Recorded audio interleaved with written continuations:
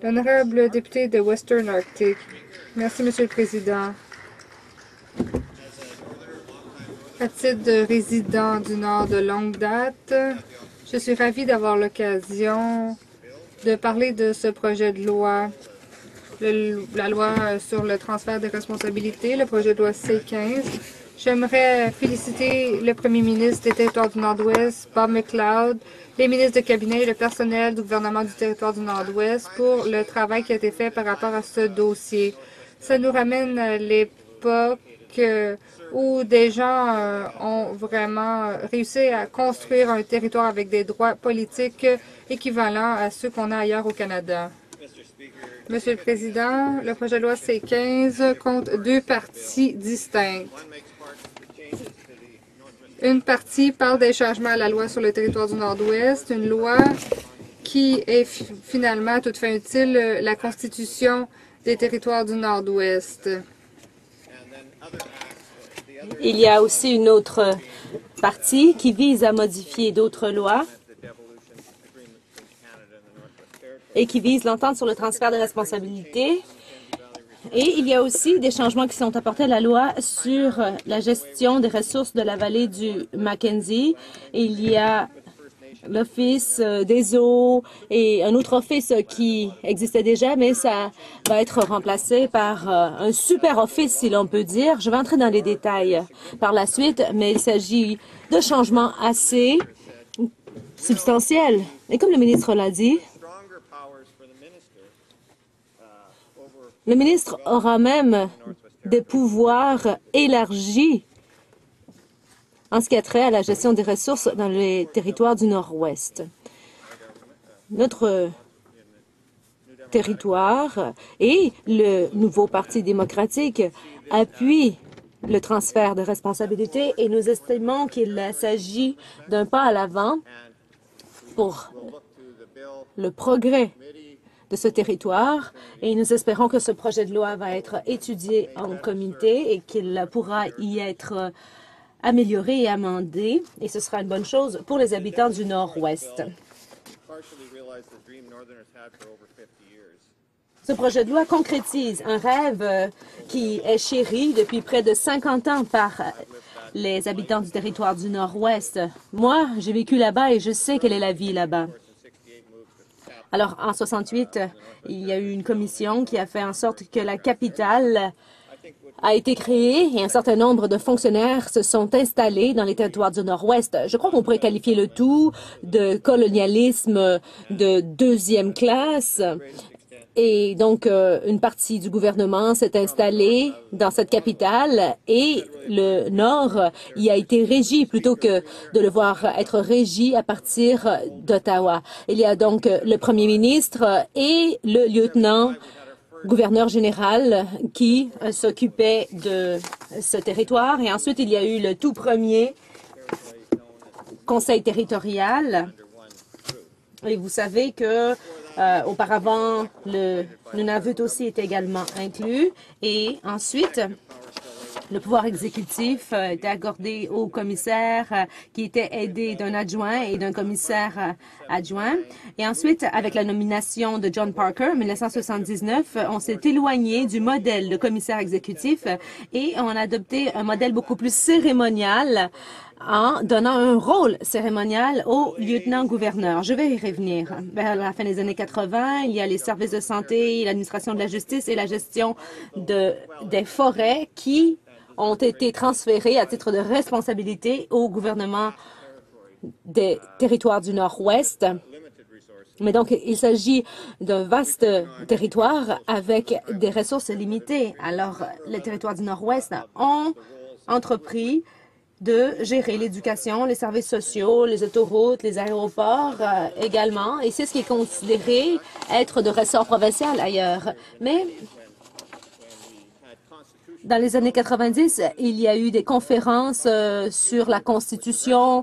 On a parlé de notre avenir, de notre orientation future. Et je crois qu'il a été question d'être un endroit unique au Canada. Nous voulions obtenir un respect complet de la part du gouvernement. Nous voulions avoir un territoire qui représente réellement le peuple, l'héritage et les véritables revendications territoriales dans le Nord. Et je crois que ce rêve est encore vivant chez bien des habitants du Nord. Alors, il y a déjà eu des efforts pour le transfert des responsabilités. Et bon, avec les libéraux, à l'époque, c'est un peu la même chose. On a offert un peu d'argent, mais il y avait un plus grand contrôle sur l'exploitation des ressources qui était proposée. Alors, l'entente a été rejetée et les partis n'ont pas pu s'entendre. Je crois que ce que le premier ministre MacLeod a pu faire de mieux avec cette entente, c'est de faire en sorte que les Premières Nations aient adhéré au projet. Il est très respecté par les Premières Nations. Et en fait, il y a beaucoup de gens dans le Nord qui l'admirent beaucoup pour sa force et pour son sens de l'équité. Et je crois que cela a aidé à faire progresser le dossier considérablement. Il y a également une partie qui représente le désir des conservateurs d'aller de l'avant avec l'exploitation des ressources, une exploitation accélérée des ressources dans le territoire du Nord-Ouest. Voilà la contrepartie du projet de loi. C'est une contrepartie qui a été mise sous le tapis. J'ai fait un examen exhaustif pour connaître l'attitude des gens à l'égard de l'entente et il était très clair que pour eux, le système réglementaire ne représentait que une façon de modifier très légèrement les choses, mais les gens s'entendaient pour dire qu'il fallait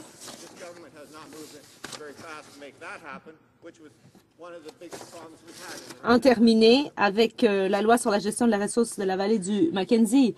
Il fallait régler les choses. Tout le monde s'entend là-dessus. Mais pendant plus de 20 ans, au territoire du Nord-Ouest,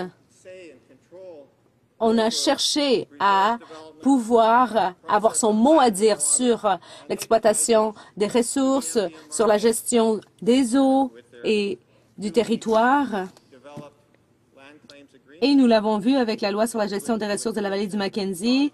Et il y a eu aussi des ententes qui ont été signées avec les Satou, les Klitschko et la Première Nation de Gwich'in.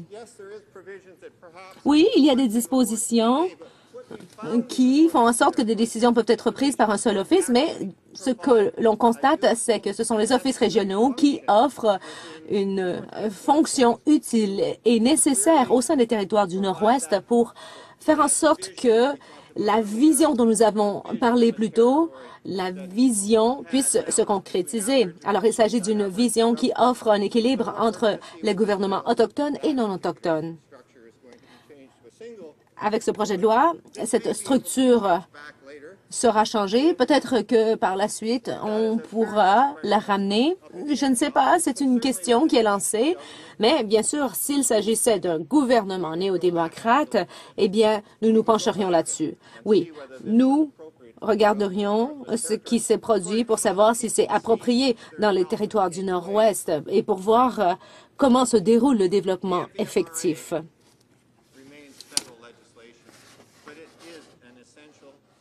La loi sur la gestion des ressources de la vallée du Mackenzie est de ressort fédéral, mais c'est une composante essentielle du développement. Maintenant, parlons de la loi sur le transfert des responsabilités. Est-ce que nous nous tournons vers un pouvoir qui serait davantage imparti aux provinces, un peu comme ce qui se passe dans les provinces, en fait? Mais je crois que oui.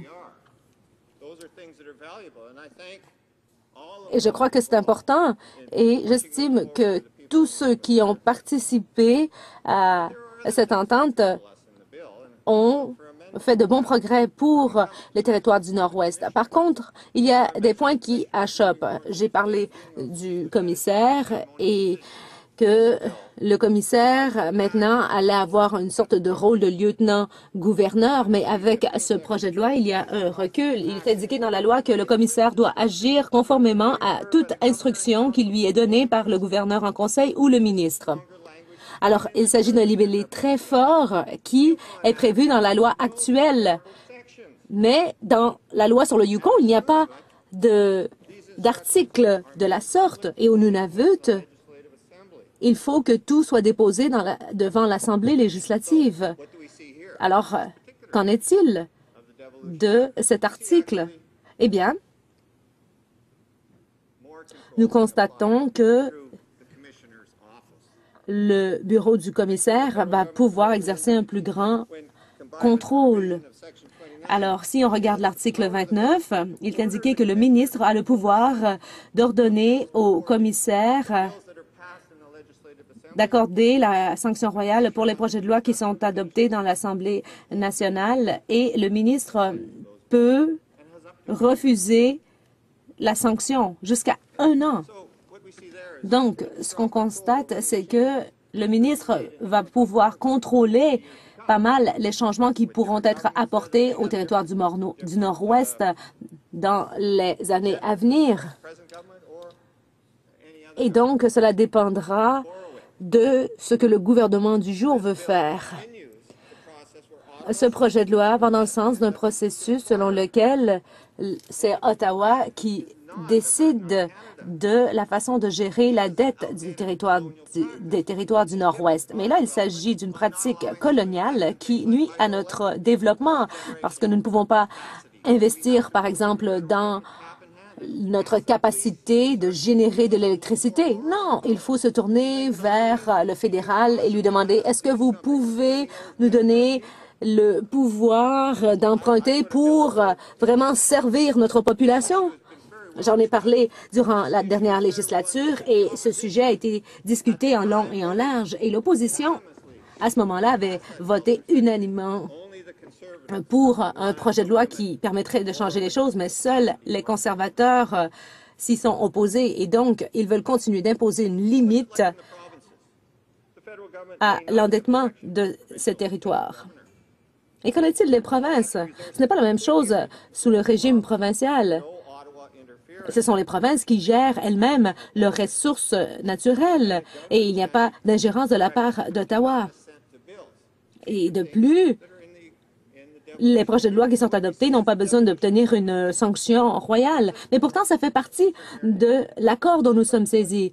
Il y a certains pouvoirs qui sont donnés au territoire du Nord-Ouest, mais à d'autres égards, notre capacité est restreinte et ce n'est pas le cas pour les autres Canadiens. Ces éléments pourraient être changés et donc j'encouragerais le gouvernement d'accepter nos amendements pour donner une plus grande marge de manœuvre dans ce projet de loi.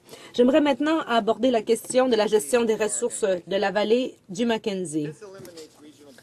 Donc, avec cette loi, les offices régionaux seront éliminés pour ce qui est de la gestion des territoires et ces offices comprendront des commissaires. Il y en aura 11 et d'après cette loi, le ministre aura le droit, en ce qui a trait à n'importe quel office, d'établir des politiques contraignantes qui s'appliqueront à ces offices. Autrement dit, le ministre peut dire à l'office, bon, voilà comment vous allez juger de la situation. Et il n'y a pas de consultation qui est prévue avec le gouvernement du territoire du Nord-Ouest. Non, ce n'est pas prévu dans cette disposition. Ce serait censé. Ce serait censé que ceux qui s'occupent de l'environnement et du territoire puissent avoir le mot à dire lorsqu'il s'agit de prendre des décisions stratégiques.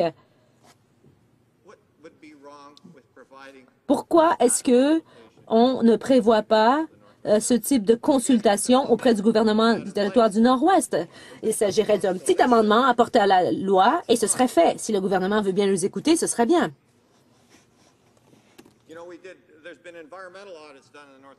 Il y a eu des vérifications d'ordre environnemental qui ont eu lieu au territoire du Nord-Ouest, mais lorsqu'il s'agit de ce type de vérification indépendante, comme celles qui ont été menées en 2010, eh bien, il y a eu des retards qui ont été causés par Ottawa. Et c'est là le plus grand empêchement au développement des territoires du Nord-Ouest. On aura affaire à un gouvernement qui traîne de la patte et qui peut avoir son droit de veto sur tout. Mais cela va mener à des conflits. C'est une situation difficile. Nous avons besoin d'un seul gouvernement qui est en charge de prendre les décisions et ce devrait être le gouvernement des territoires du Nord-Ouest. Il faut qu'il y ait de la consultation et une collaboration avec les Premières Nations. Ces personnes ont un droit au territoire et nous voulons que ces groupes soient des partenaires pleins et entiers dans le développement. Voilà l'objectif que nous avons. Voilà l'objectif de la population des territoires du Nord-Ouest. Nous ne sommes pas intéressés à ressembler à l'Alberta. Nous ne voulons pas un Alberta du Nord. Non, ce n'est pas notre objectif. Nous voulons notre propre gouvernement, nos propres règles et nos propres relations pour pouvoir bien gérer ces relations avec les groupes qui sont là depuis des centaines de milliers d'années. Les Premières Nations se sont opposées fortement au changement apporté à la loi sur la gestion des ressources de la vallée du Mackenzie. Et on le constate dans les collectivités Gwich'in. Le conseil tribal, Robert Lexey, a dit que ce que le Canada propose est clairement inacceptable. Le gouvernement Cliccio est contre. Ils ont dit qu'il n'y a pas lieu de changer la façon de faire, car il n'y a rien qui cloche, absolument rien qui cloche. Tout fonctionne bien. Alors pourquoi essayer de changer quelque chose qui fonctionne bien? Il y a aussi la question des nominations. Comment se fait-il que le ministre s'accroche fermement au pouvoir de nommer les responsables des offices? Pourquoi est-ce qu'il faut que le ministre doive absolument accorder son approbation pour que quelqu'un puisse être nommé à ces offices? Pourquoi? Comment se fait-il que cela fasse partie d'un transfert de responsabilité? Il n'y a pas de transfert de responsabilité si le ministre se garde le droit de rejeter des nominations. Le ministre n'a qu'à consulter certaines personnes avant de nommer un président des super offices. Alors, le président du super office à Yellowknife va recevoir des instructions du ministre, va recevoir des politiques contraignantes aussi sur la gestion des territoires du Nord-Ouest. Comment est-ce qu'on peut considérer cela comme un transfert de responsabilité? Alors, je ne comprends pas comment même mes collègues d'en face peuvent penser qu'il s'agit d'un transfert de responsabilité. Peut-être que s'ils consultaient les homologues provinciaux, ils comprendraient vraiment comment les choses devraient fonctionner. Prenons l'exemple du Yukon. Ils vont nous dire que le Yukon s'en tire très bien en ce qui a trait aux évaluations environnementales, mais en fait, le Yukon effectue lui-même ses nominations. Le Yukon assume seul cette responsabilité. Mais avec ce projet de loi, on constate que nous n'aurons pas le droit d'assumer cette responsabilité. Monsieur le Président, j'ai connu deux phases de colonialisme dans ma vie. Premièrement, lorsque le gouvernement fédéral a envoyé quelques représentants pour nous gouverner et à chaque 2 ou 3 ans, lorsque j'allais à l'école, j'étais un élève, eh bien, il y avait de nouveaux élèves qui arrivaient parce que leurs parents arrivaient d'Ottawa pour venir nous gouverner. Et j'étais bien amie avec leurs enfants, donc. Mais ça, c'était les personnes qui nous gouvernaient, leurs parents.